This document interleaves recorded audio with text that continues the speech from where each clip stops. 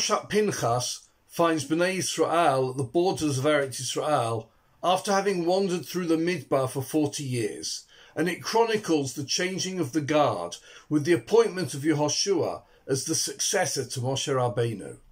And it's very significant that it was Moshe himself who instigated this appointment to ensure that there was going to be an orderly succession, and in order that the people shouldn't find themselves katzon asher ein lahem ro'eh, like a shvok that doesn't have any shepherd. And Moshe was instructed about how he should conduct this investiture, how he should conduct this transfer of authority from himself to Yehoshua.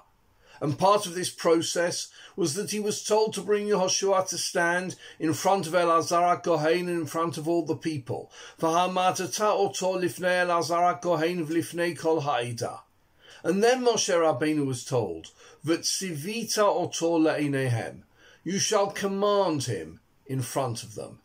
But what exactly does this phrase, V'tzivita oto le'einehem, mean? The Torah is unclear. It doesn't exactly tell us any further details about what he was to be commanded. The Targum Onkelos and the Sforno and other Mefarshim, they understand it to mean that Yehoshua was to be appointed as leader designate in the presence of these people, and that their attendance and their witnessing of this ceremony was going to indicate their agreement with and their endorsement of Yehoshua's appointment and his selection as Moshe's successor. They translate and they explain the word v'tzivita as to mean to appoint rather than to command. And if the people witnessed Moshe transferring his authority to Yehoshua, then they were more likely to accept him as their leader when Moshe passed on. But other Mefarshim, they understand this phrase, v'tzivita oto le'einehem, exactly as it appears, that Yehoshua was to be commanded to serve Am Yisrael. The presence of the people was not to provide him with their support, but to show him that he was going to be answerable to the people who were standing there. He was being appointed as a leader who would serve the people. Both the Netziv and also Rav Shamshon Raphael Hirsch explained that the term V'ha'amadata oto means that Moshe was putting Yehoshua at the people's disposal.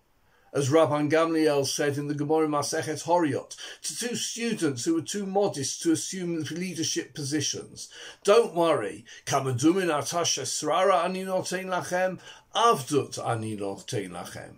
Don't imagine for one moment that you're going to be in charge of others. Rather, it's others who are going to be in charge of you. Every leader and every politician and every Rav needs to appreciate that in order to receive the support of people, he needs them to feel that they are also gaining from the relationship. And in the modern world, we like to talk about developing partnerships between people.